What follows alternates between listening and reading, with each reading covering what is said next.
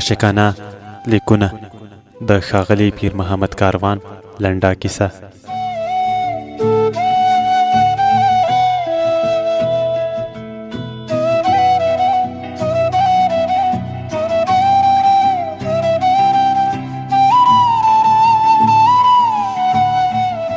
له هر کاره یې ویستی وم. همیشه به مې عاشقانه لیکونه ورته لیکل او راستول به مې. لنډه دا چې سم مجنون یې رانه جوړ کړی و. زه به په هغې پسې ډېر ګرځېدم، خو هغه به مې کله کله د ډېرې لږې شېبې لپاره ولیده. زه به د ښار په څلور لارو کې لیونی ورپسې ګرځېدم چې سره مخامخ به شوو. له ډېرې حیا نه به تکه سره شوه. د سر په اشاره به یې سلام وکړ او په سترګو کې به یې یوه دنیا مینه راکړه. نه پوهېږم چې په سترګو کې د کوم جادو اثر و. ما به داسې وانګېرله چې د ښار په څلور لارې کې هېڅ ژوندی ساری نشته. د موټرو او رکشو عذابوونکي اوازونه مې بیخي نه اورېدل، لکه دوه په دوه چې په یوه لویه دښته کې ولاړ وو. زما به یې د سر په سلام سود ونه شو. د ستړي مشي لپاره به مې لاس ور وغځاوه. هغې به هم لاس په ویره را اوږد کړ. د هغې پوست او غوښن لاس به مې لکه د حضرت خضر لاس خوږ او لږ څه کلک غوندې په لاس کې ونیو. په ګوګل کې به مې په عمودي ډول خوږې څړیکې وغځېدې او یوه شېبه به راته ځان د مینې پاچا وبرېښېده. ما به یې سترګو او مخ ته کتل. پر اننګو به یې د حیا سره تله او راتله. پر تړتړۍ ژبه به یې زما نوم واخیست. پلانیه زما بیړه ده، زه به لاړه شم. لکه ژوندی کب چې د سړي له لاسه وښویېږي، داسې به یې لاس زما له لاسه وښویېده. ما به هم په زړه نه زړه ورته وویل، په مخه دې ګلونه.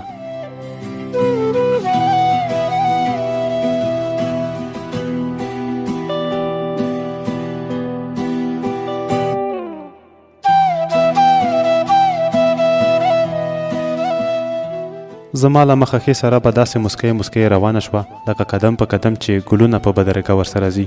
زه به تر هغې پورې پر هغه ځای میخ وم چې د ښار په ګڼه ګوڼه کې به رانه پناه شوه. د موټرو او رکشو بوږنونکي غږونه به مې واورېدل.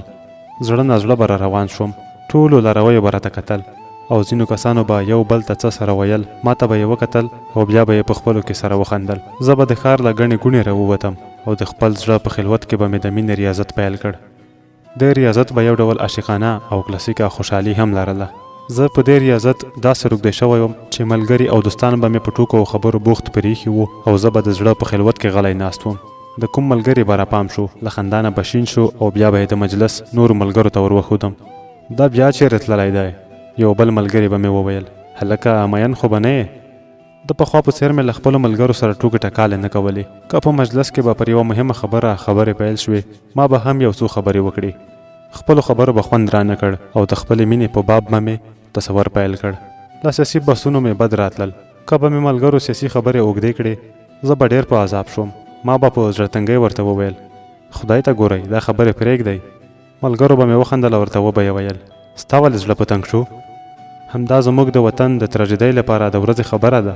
زموږ چې خپل وطن دی، د خپل وطن په باب خو باید خبرې وکړو. ما به ورته وویل، په خبرو خو وطن نه جوړیږي. دوی به راته وویل، نو په څه شي جوړیږي؟ ما به ورته وویل چې په مینه جوړیږي. ملګرو به مې په خندا کې راته وویل چې سیاسي خبرې د نه خوښیږي، نو ته ووایه د څه شي په باب خبرې وکړو.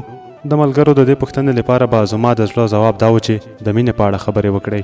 ما به په زړه کې وویل، کاشکې د وطن په باب یې هم د هغې غوندې ښکلې خبرې کړې وای له چا سره چې زما مینه ده. ملګرو به راباندې غږ وکړ، تا ته وایو د څه په باب خبرې وکړو؟ ټولو ملګرو به مې په کړس وخندل.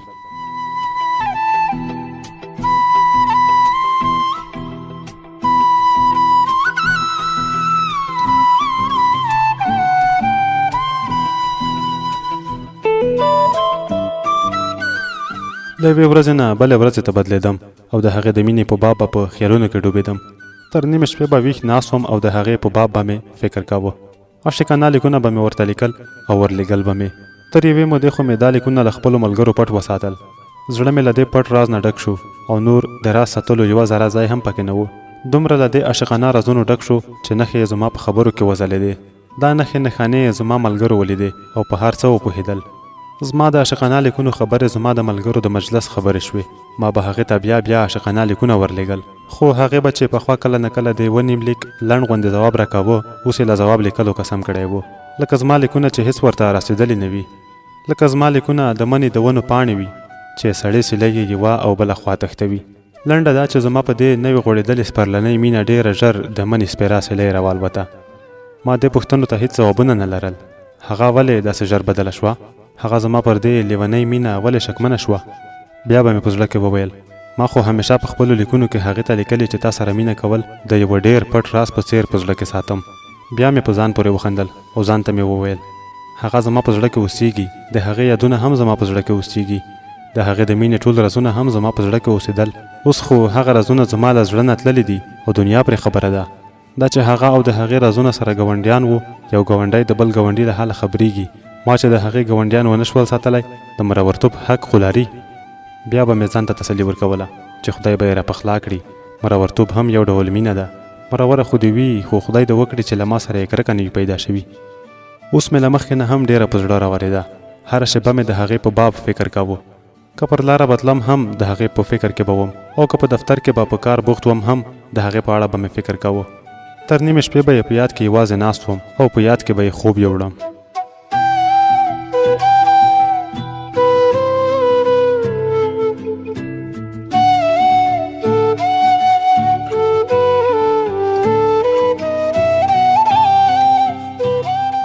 نن چې زموږ د دفتر د لوی اوسپنیزه دروازې زنګ ووهل شو، زه د خپل کار د کوټې پر ځای په یوه بله کوټه کې د کوم عاشقانه لیک په لیکلو بوخت وم. په زړه کې مې وویل ځه چې هر څوک وي هسې هم په دروازه کې څوکیدار شته. په دې منځ کې یوه شېبه تېره شوه. عاشقانه لیک دې ځای ته ورسېد. ښه ته له ما نه ولې مروره یې؟ د دې جملې له لیکلو سره سم د دروازې د زنګ وهونکي په فکر کې شوم. په شپږم حس کې راوګرځېدل، هسې نه چې هغه زما پوښتنې ته راغلی وي. عاشقانه لیک مې په دې جمله ښه ته ولې له ما نه مروره یې بس کړ، او له نورو هغو عاشقانه لیکونو سره مې په یو کتاب کې کېښود چې د هغې د مرورتوب په وخت کې مې لیکلي وو او ورلېږلي مې نه وو. کتابونه او لیکونه مې راواخیستل او خپل دفتر ته راغلم. په دفتر کې د دروازې څوکیدار ولاړ و. زما په لیدو حیران شو او سم د لاسه یې راته وویل ته چېرته په دې سپینه ورځ ورک وې؟ څوکیدار یو ډول د مینې او ناز په انداز کې راته وویل. هغې غریبه خو یوه شېبه انتظار هم وکړ، خو ته پیدا نه شوې. ډېر مې ولټولې. ته په کوم کونج کې غلی وې؟ د څوکیدار له خبرو او د ده له څېرې نه په هر څه وپوهېدم. زړه مې په ګوګل کې په ټوپونو شو. څوکیدار ته مې وویل ته څوک یادوې؟ چا زما پوښتنه کوله؟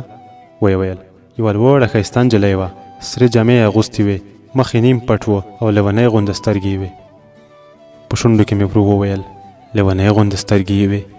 د خطر پر هنداره مې د هغې تصویر راغی. کتابونه او لیکونه مې په څنګ کې راواخیستل او بېله دې چې د دفتر له امیر نه اجازه واخلم، لیونۍ راووتم. په ښار کې ګڼه ګوڼه ده، موټرې او خلک دي چې یو خوا او بل خوا روان دي. زه له لهانده او لیونۍ یو خوا ګړندی لاړ شم او بیا راوګرځم.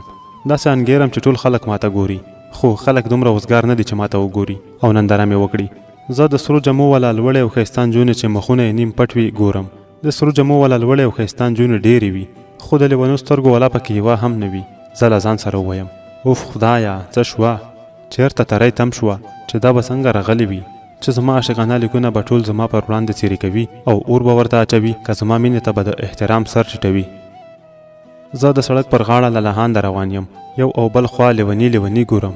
پر هیڅ چا مې سترګې نه خوږېږي. هماغه لیونۍ سترګې لټوم. ناڅاپه مخ سترګې اړوم. یو ښایسته موټر را روان دی. د موټر واګې د یوې لوړې او ښایسته نجلۍ په لاس کې دي. د نجلۍ کالي تک سره، ښکلی مخ یې نیم پټ او لیونۍ سترګې یې دي. زه په زړه کې وایم چې خپله ورکه مې ومونده. اوس به مې له دې څلورلارې او له دې ګڼې ګوڼې ډېر لرې یوه ښکلي او آرام ځای ته یوسي او هلته به زما لیونۍ مینې ته د درنوي سر ټیټ کړي. زما پر وچو شونډو صبحمنه مسکا خوره شي. د کیسو د یوه صبحمن اتل په څېر ولاړ یم او د ښایسته نجلۍ د ښکلي موټر د درېدو انتظار ګالم. موټر رانږدې شي او زما سترګې د ښایسته نجلۍ د لیونو سترګو له ځلانه وبرېښي. موټر ډېر ګړندی تېرېږي، خو د تېرېدو په حال کې مې ډېر سخت ووهي. زه د سړک پر غاړه ډېر سخت راوغورځم. زما پر کتابونو د ښایسته نجلۍ د موټر ټایرونه تېر شي. کتابونه مې پاڼې شي او د کتابونو له منځ نه زما عاشقانه لیکونه باد خواره وره کړي. ډېر خلک ورما راټول شوي وي، خو چې خواره وره لیکونه وویني زه په خالي میدان پاتې شم او خلک زما په عاشقانه لیکونو پسې خواره شي. د ښایسته نجلۍ موټر مخ په بره ګړندی روان وي. د شا له خوا د پولیسو موټر د خطر د سرو څراغونو او بوږنوونکي هارن سره د ښایسته نجلۍ موټر څاري. زه نه پوهېږم چې ولې ښایسته نجلۍ ته په زړه کې دعا کوم، خدای خو دې په پولیسو ونه نیسي، پولیس ډېر ظالمان دي. هاخوا زما عاشقانه لیکونه ټولو خلکو نر او ښځو رااخیستي وي. یو څوک په لوړ غږ سره دا جمله لولي: ښه نو ته ولې له ما نه مرور یې؟ د دې جملې په اورېدو ټول خلک په بړک بړک خاندي او په دې خندا پسې زه هم لا درنه خوبه راویښ شم.